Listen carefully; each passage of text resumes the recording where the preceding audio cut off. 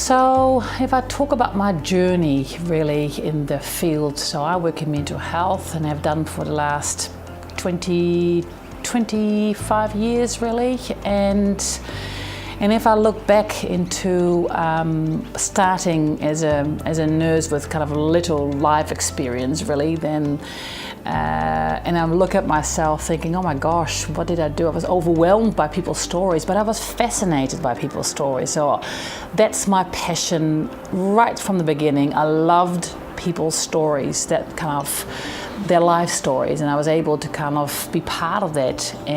But I felt I couldn't do a lot for them than just listening, and I felt always like I wish I could do something with that story and support them. I started lecturing at the university because I really enjoyed working with students who were working in mental health.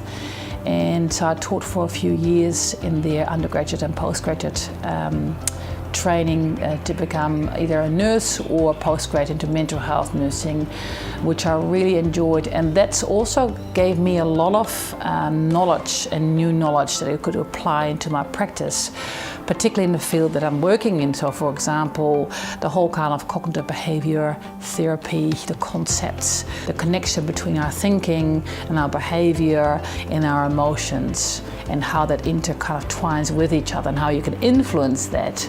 And that's what I kind of learned initially at the universities and then was able to apply into people's lives as well.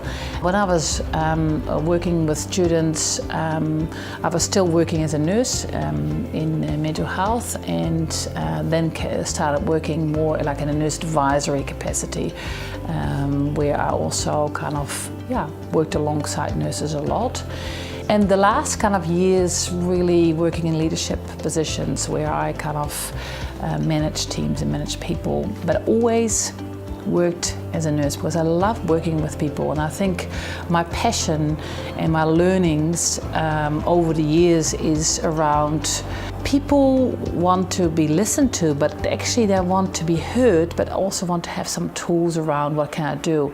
And so I've really started thinking I need to kind of provide people with those tools. So as I said before, the kind of how can you change your thinking, to also the kind of what we say, the brief solution focused therapy, which is very short, sharp, what can I do for you right now, what would help you. In my career, I've shifted from working in more like a medical model where people kind of are treated in symptoms into more like a holistic approach of well-being, because well-being is a big concept. It's around connecting with people that makes you feel good, so connecting with the right people around you. And every phase of your life as a woman is different in that sense. And the older you get, I know it's myself, the more picky I get into my connections, that what gives me energy, because I don't have a lot of time, but what gives me energy. It's about taking care of you as well as of the other people. It's about taking notice of the world around you, giving yourself some time to really being in that moment.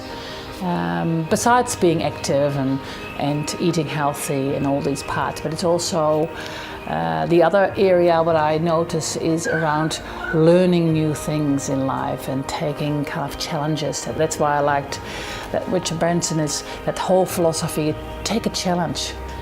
Do something new that really energizes you. Even though if you can't do it, that's okay, but that is also part of our well-being, is learning new things, getting out of your comfort zone, and even doing voluntary work or whatever you want to do. Yeah, my philosophy is really that kind of holistic approach. So when I work with people, it's never one area. It's always looking at the different kind of parts of somebody's kind of well-being in their lives, looking at people's strengths. So it's always strength focused. It's always like, hey, what are your kind of, what keeps you well? What makes you happy? For everybody it's different, but finding and tapping into what's going well for you right now, and what would you like to kind of add to that well-being in that sense. So very much a strength kind of focus. The only thing I want to say as well, I think the power of stories is huge, and that's what I kind of always value of people. They're sharing their lives, and sharing the stories is extremely powerful, and sharing those stories with other people is healing for other people as well. So I think that's my passion really, of being part of their people's life stories.